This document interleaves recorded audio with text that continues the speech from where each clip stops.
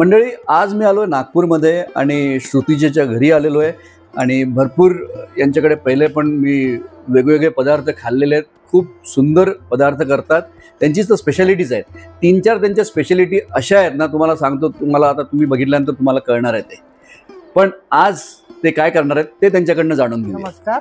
आज आपण नागपूरचा स्पेशल पाटोडी रस्सा जो सावजीमध्ये बनवतात खास आणि झणझणीत असतो तो बनवूया, है ना. वा, सावजीचं नाव ऐकल्यानंतर भूक लागायला लागली आहे. बिलकुल. नागपूरला आलं सावजीने खाल्लं असं चालणारच नाही, है ना. वा, पातोडी रस्सा आज मस्त बनणार आहे. चला बघूया मग. चला. सगळ्यात आधी आम्ही पातोडीचा जो रस्सा आहे त्याची तयारी चालू केली. त्यासाठी श्रुतीजींनी 3 मध्यम आकाराचे कांदे घेतले होते आणि त्याला टोचे मारून घेतले. एक 3-4 असे टोचे घ्यायचे. कांदे आणि सुकं खोबरं असं खमंग छान गॅसवरती भाजून घेतलेलं आहे.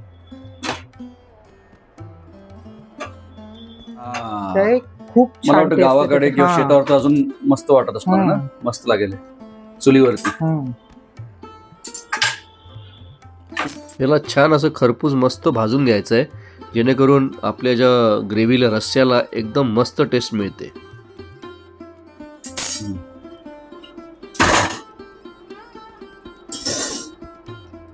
अच्छा, कढईत दाखव का. असं कढईत पण कापून टाकायचं असं.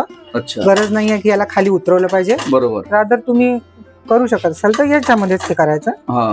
की आता हे असं याच्यात आपण कापून घेतलं की याला आपण बत्त्यानी पण ठेचून टाकू शकतो. अच्छा, पण ते सालासकटच ठेचायचं. हो बिलकुल, त्याच्यातच मजा येते, है ना. बरोबर.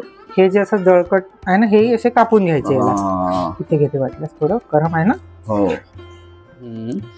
त्याच्यामध्ये एक डाव तेल टाकायचं. अच्छा, म्हणजे 1 चमचा मोठा. बर, ठीक आहे. मी थोडा अंदाजेच टाकलाय. असं ठेचून घ्यायचं याला याच्यामध्ये. अच्छा, ठीक आहे. वा, मग हा त्याच्यामुळे तो रस्सा मला वाटतं एकदम असा चवदार बनतो. हा आता कांदा छान खमंग भाजायचा त्याच्यामध्ये. त्यानंतर या मिक्सरमध्ये 1 चमचा हे लाल शेंगदाणे श्रुतीजींनी याच्यात टाकले, हे थिकनेससाठी. त्याचबरोबर याच्यामध्ये 2 चमचे धणे आणि 1 चमचा जिरा याच्यामध्ये घातले होते, है ना. मला धरता नाही आले. ठीक आहे.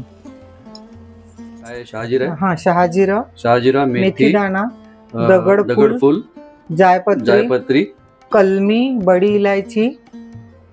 अच्छा, बड़ी इलायची और कलमी और थोड़ा 1-2 लौंग और 1-2 मिरे. बस, ये सब इसमें डालना है. ठीक है. तो एक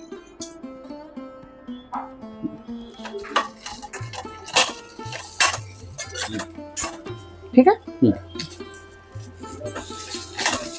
डिस्क्रिप्शन बॉक्स मध्ये पूर्ण रेसिपीचे इन्ग्रेडियंट्स देतोय.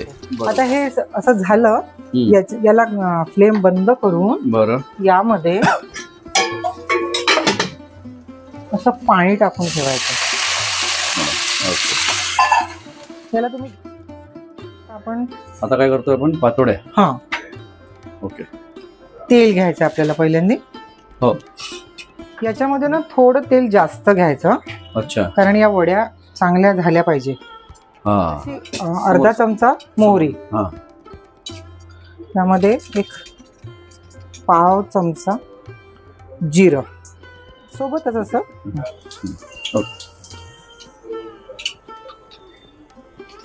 त्याच्यामध्ये आता असा हा चिरलेला कांदा टाका आणि चिरलेली मिरची.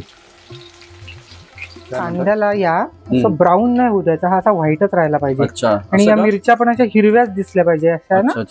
हा, हळद 1 अर्धा चमचा आणि 1 चमचा.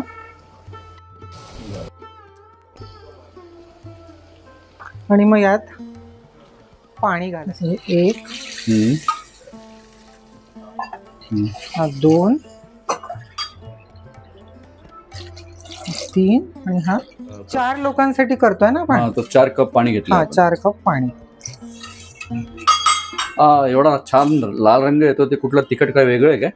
नाही, नॉर्मल तिखट आहे. अच्छा अच्छा. मीठ थोडं आपल्या चवीनुसार. आता या रस्स्याला छान उकळू द्यायचं आपल्याला. अच्छा. पाणी उकळल्यानंतर बेसन घालायचं आहे आपल्याला.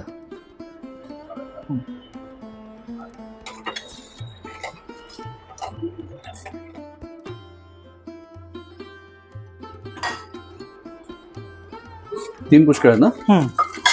आणि समजा आपल्याला हे असं ओलं जाणवलं ना, आपण थोडंसं हलकंसं भुरकवून त्याला कोरडं करू शकतो, पण आता नाही. आता तर याला आपल्याला पूर्ण असं शिजवायचं आहे छान. हे असं सतत चमचा फिरवायचा हा याच्यामध्ये. ओके.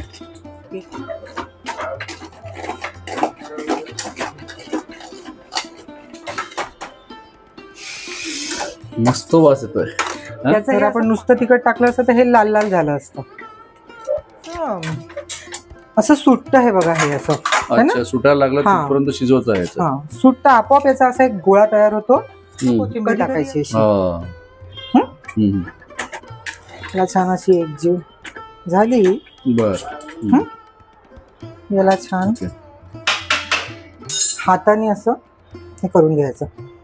ठीक आहे, याला टाकायचं.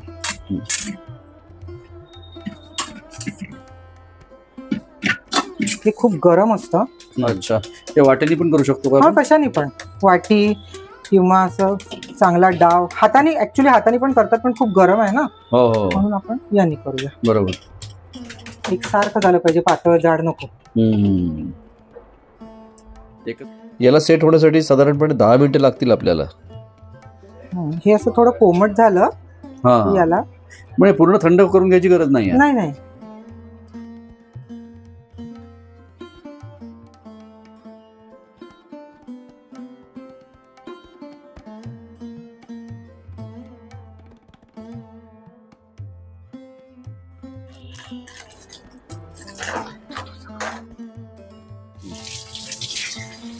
इसको वॉश कर लेना है. हाँ, एक्चुअली ये जो धनिया है ना, इसकी डंडी भी रखना है अभी. अच्छा. आज मेरे धनिया में डंडी नहीं थी, कम थी. ओके. पर डंडी भी होनी चाहिए. मिक्सरच्या पॉट मध्ये खाली टाकायचा. ठीक आहे. मग त्याच्यावर 3 टीस्पून आलं लसणाची पेस्ट घातली याच्यामध्ये.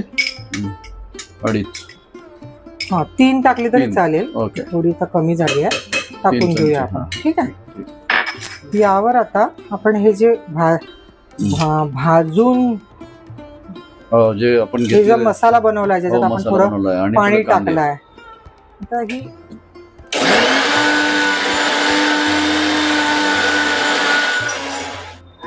खूपच असा मस्त खमंग वास येतो याचा वाटणाचा. आणि ते खूप छान एकजीव वाटण. असं वाटीभर तेल घ्यायचं पहिले. ठीक आहे. ओके. म्हणजे आता हे तेल खूप गरम व्हायच्या आधी, नाहीतर ना हे असं खूप अंगावर येतं. अच्छा. श्रुतीजींचं म्हणणं होतं की तेल जास्ती गरम न करता आधीच पेस्ट याच्यामध्ये घालून घ्यायची, जेणेकरून अंगावर तेलाचे किंवा या मसाल्याचे शिंतोडे उडणार नाहीत. सेफ्टीच्या दृष्टीने छोटीशी गोष्ट आहे, पण महत्वाची गोष्ट आहे. तेल सुटलं पाहिजे तोपर्यंत हा मसाला छान परतून घ्यायचा. पिवळ्या रंगाचा असं बुडबुडे येतात त्याला. अच्छा. तोपर्यंत हा मसाला असा. पण याला म्हणजे घाई नाही करायची, बेसिकली 15-20 मिनिटं त्याला छान परतून घ्यायचं. तुम्ही जितका वेळ द्याल ना तितकं ते चांगलं होतं. जेव्हा हे असं तेल सुटतं ना याला, तर यामध्ये हा मिक्सरच्या पॉटचं असं चमचाभर पाणी सोडायचं. अच्छा. मग परत हे पाणी आटवायचं. असं 5-6दा तरी करायचं, जेणेकरून ह्या सांबाराचा जो वास असतो ना, हा शिजवून निघून जातो. कच्च्या सांबाराला वास येतो थोडासा. चमचाभर टाकायचं. अच्छा. मग याला असं हे करायचं. 2 तेजपान, याच्यावर अर्धा चमचा हळद झाली. तिखट तुम्ही तुमच्या स्वादानुसार, पण कमीत कमी 2 चमचे तरी सावजी आहे. अच्छा. लाल तिखट. बर. ठीक आहे. त्याच्यावर आपल्याला 1 चमचाभर यावर मीठ पण घालायचं. अच्छा. आणि हे बघा, 1 चिमूटभर अशी किंवा अशी थोडीशी साखर पण टाकायची यावर. अच्छा. त्याच्यानंतर गोडा मसाला टाकला होता. एक चमचा. आता मी अर्धा टाकते म्हणून हा इतका. हे सगळं टाकून झाल्यावर हा. एक 2 मिनिट याला झाकून ठेवायचं. अच्छा. त्याचं झाकण काढलं, त्याला छान सगळं आता एक जीव केला आपण याला, है ना? बघितलं असं तेल आलं ना काळं, त्याचा अर्थ आपला मसाला आता चांगला झालेला आहे. याच्यामध्ये आता काय टाकायचं ते पण गरम.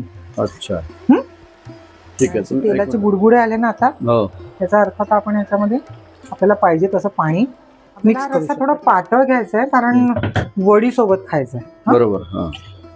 मापाने आपल्या 3 कप. थोडं पाणी टाकायला हवं कारण उकळल्यावर हे घट्ट येतं. अच्छा. आणि मग हे छान उकळायला ठेवायचं. थोडं मीठ लागेल ना. झालंय ना आता हे? या रस्स्याला 10 मिनिटासाठी उकळून घेतलं होतं आणि तुम्ही बघू शकता हा रस्सा किती टेम्पटिंग, किती मस्त झालेला आहे.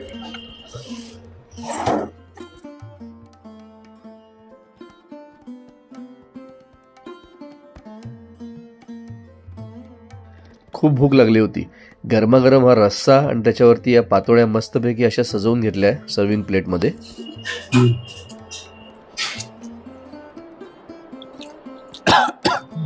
झणका सावजी, लिंबू पिळा त्यावर.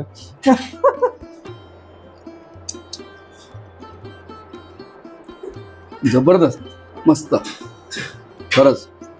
मसाले वगैरे त्याचं परफेक्ट बॅलन्स झालेलं आहे एकदम. ऍक्च्युली ही मला ना एका सावजी एक होता जिच्याकडे आम्ही जेवायला गेलो होतो, त्यांनी शिकवली होती. त्याच्यामध्ये तुम्ही अजून तिखट आणि मीठ आपल्या घालू शकता, पण लिंबू पिळल्याशिवाय खाऊ नका. पहिलाच तेलाचा झणका लागतो. नाही, एकदम अशी झणझणीत झाली आहे, अशीच पाहिजे. मस्त, धन्यवाद. खरंच मी खूप एन्जॉय केली आज ही पातोळी रस्स्याची भाजी. तुम्ही पण नक्की करून बघा. आजचा व्हिडिओ आवडला तर लाईक करा, कमेंट करा, शेअर करा. देव्स किचन मराठीला अजून सबस्क्राईब नसेल केलं ते पण करून घ्या. व्हिडिओ पूर्ण बघितल्याबद्दल खूप धन्यवाद. जय हिंद, जय महाराष्ट्र, वंदे मातरम, भारत माता की जय.